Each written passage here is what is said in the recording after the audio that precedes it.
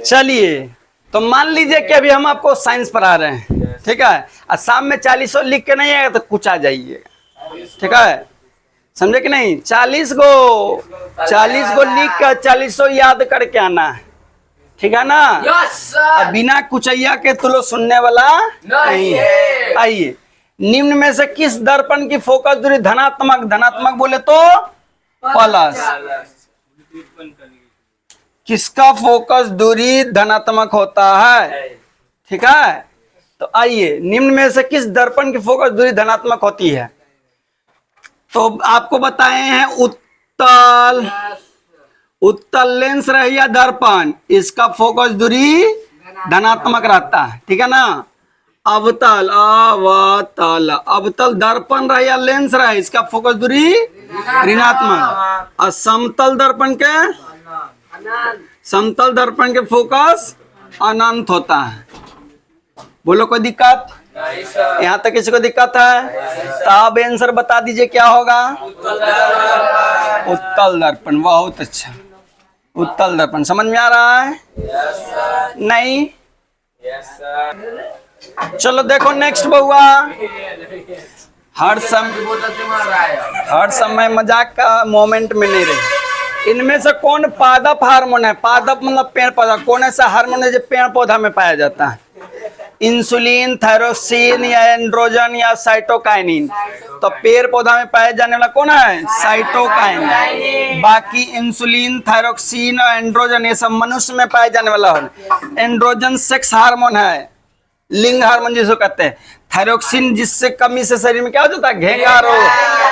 Insulin की कमी से मधुमेह या डायबिटीज हो जाता है, शुगर की बीमारी हो जाता है।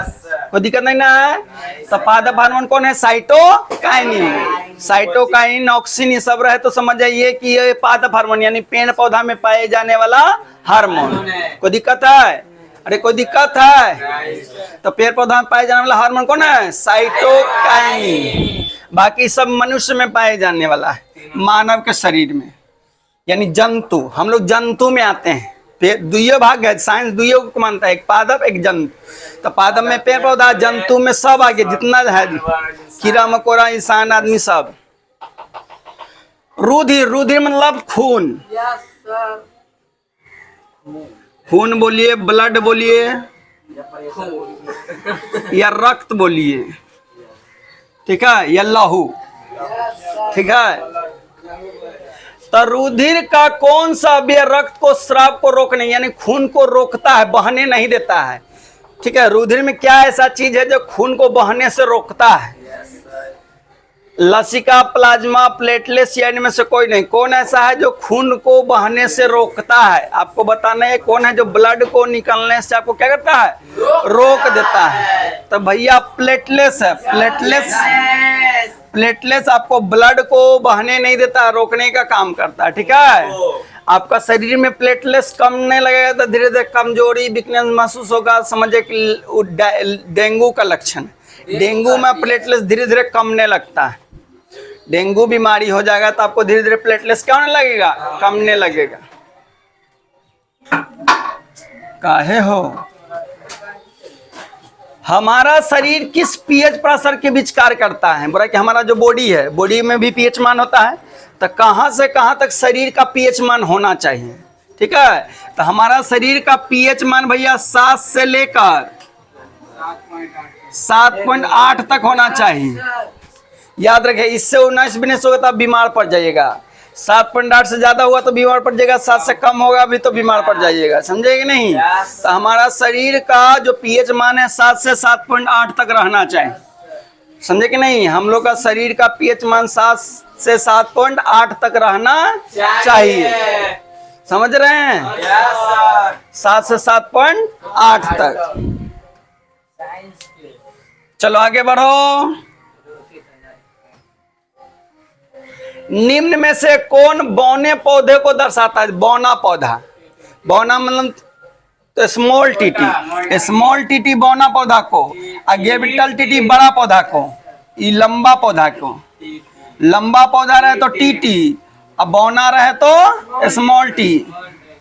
स्मॉल दो टी है तब हो ना, कैपिटल टी है तो लंबा। लंबा पौधा को कैपिटल टी से, बौना पौधा को स्मॉल टी से। कोई दिक्कत? अरे कोई दिक्कत?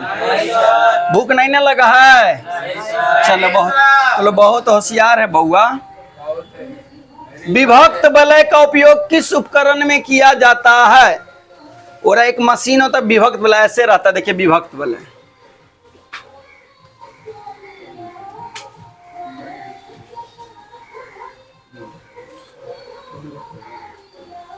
ऐसे एगो मशीन में लगल रहता है, एने से तार जोड़ल रहेगा, यह विभक्त वलय। ठीक है, तो बुरा विभक्त वलय कैसे ऐसा रहता है, आधा आधा विभक्त वलय। तो विभक्त वलय किसमें लगा रहता है? कौन मशीन में विभक्त वलय? तो विद्युत मोटर में लगा रहता है। विद्युत मोटर, विद्युत जनित्र मीटर में से कौन क्या होगा बताइए? तो भैया बताइए कि विभक्त वलय किसमें लगा रहता है? विद्युत मोटर में। अब विभक्त वलय का काम है कि आधा घूमने के बाद विद्युत धारा की दिशा को बदल देगा। आधा चक्कर लगाएगा, विद्युत धारा की दिशा को क्या कर देगा? बदल देगा। तब विभक्त वलय किसमें लगा रहता है? विद्युत मोटर में। कोई दिक्कत? चलो आगे बढ़े। कौन सा परंपरागत ऊर्जा स्रोत है? परंपरागत मतलब ज्यादा छदादे रात से चलते आ रहा है। परंपरागत मतलब जो दादा छदादा रात से चलता आ रहा है।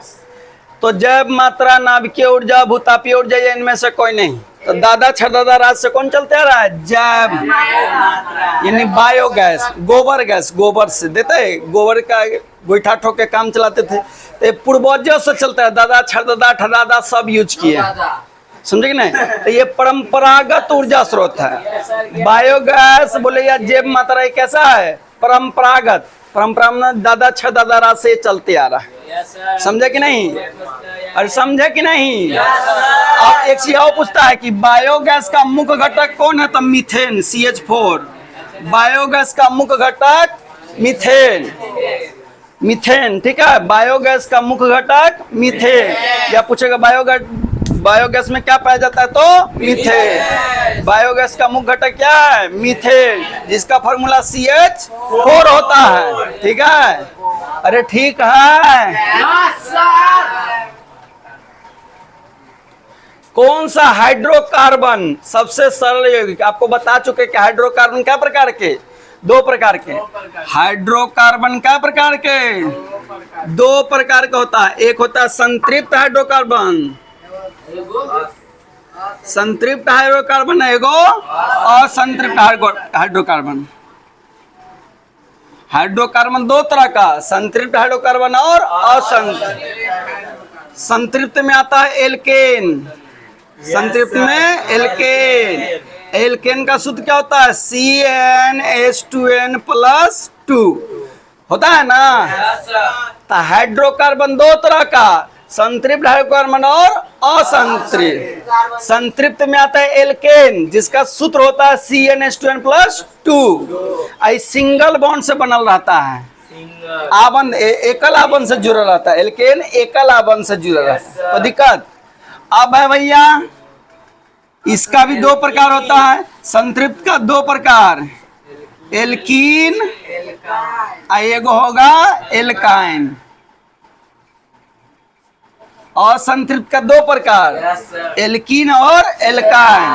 एल्कीन का सूत्र होता है CnH2n, इसका होता है CnH2n-2। ठीक है, देख लीजिए, बहुत इंपॉर्टेंट है।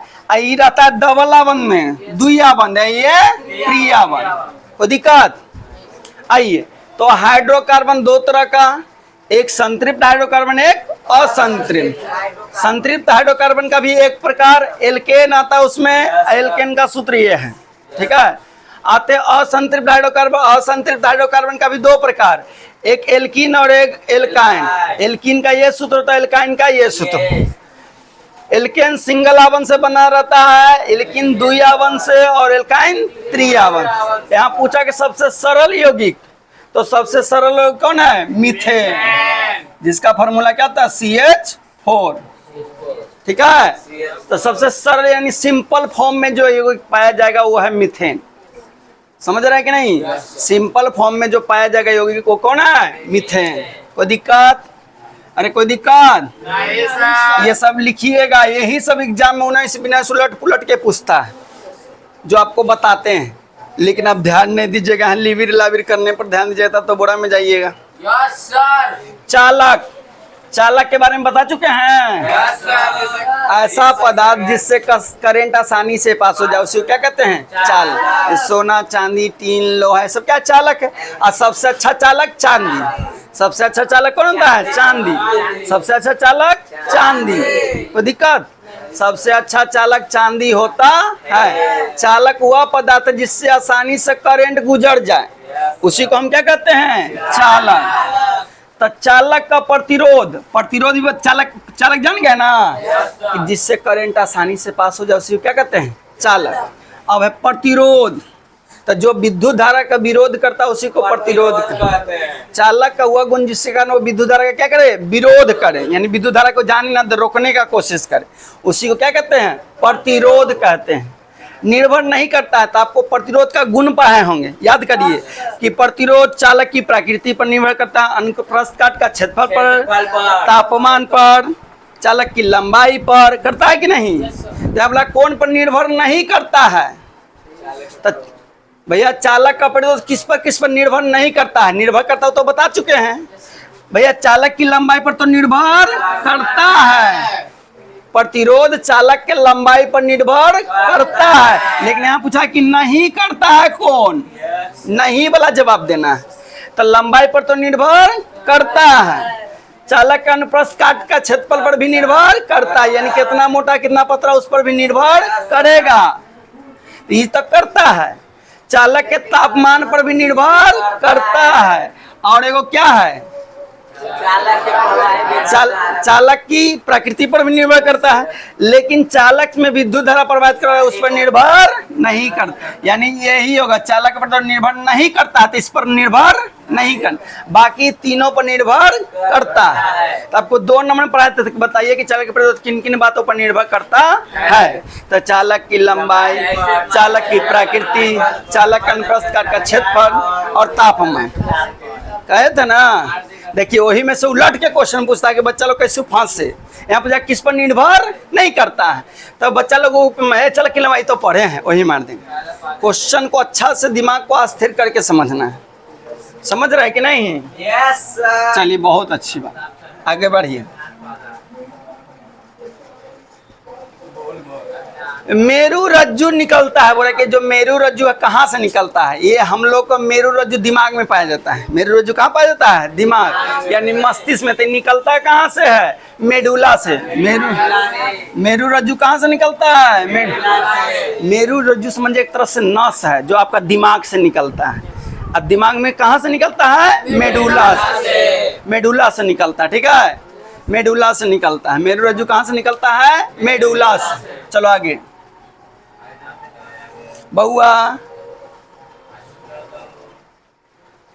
निम्न में से कौन एक उभयलिंगी जंतु है? उभयलिंगी यानी एक ही गो रहेगा लेकिन उसमें लड़का लड़की दोनों रहेगा, उसको उभयलिंगी कहते हैं, ठीक है? तो बताइए उभयलिंगी जंतु कौन है? केचुआ दिखाई दे रहा है इसमें, देखो तो, और इधर कर, अब दिखाई दे रहा है? निम्न में कौन उभयलिंगी जंतु है? उभयलिंगी केचुआ, कुत्ता, बिल्ली, बकरी। देखो बकरी में बकरा बकरी होता है ना, तो इसका तो अलग अलग होता है। बिल्ली में भी बिल्ला बिल्ली होता है ना, तो भी तो अलग अलग है। कुत्ता में भी कुत्ता कुत्ती, जब भी देखेगा माहौल उसका बना रहता है मौसम में, ठीक है?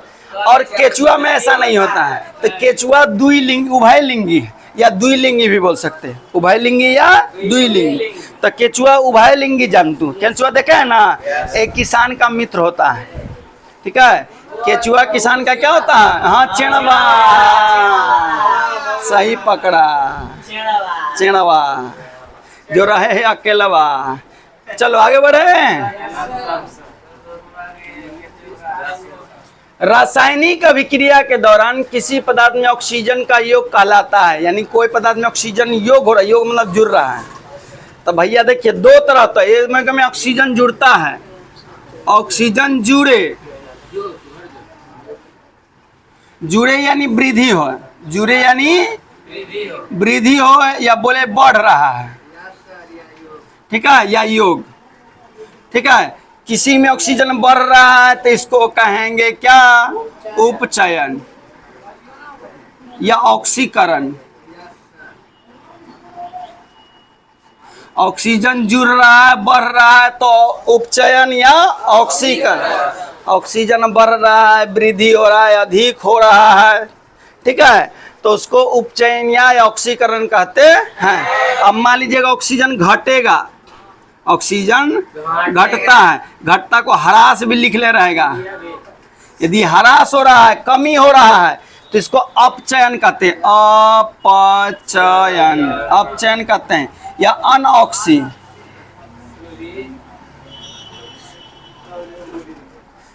जिसमें ऑक्सीजन बढ़े वो उपचयन या ऑक्सीकरण, जिसमें ऑक्सीजन घटे वो अपचयन या अनऑक्सी या अवकरण भी लिखल रहता है, इसको अवकरण भी कहीं कहीं लिख देता है, ठीक है। तो बताइए इसका आंसर क्या होगा।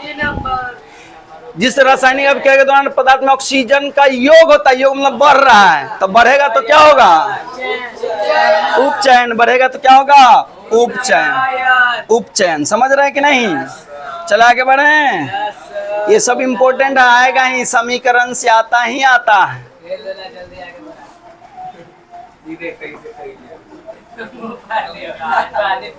चलिए, सुरगम किस राज्य की जल संग्रह यानी पानी जमा करने की व्यवस्था है जिसका नाम है सुरगम।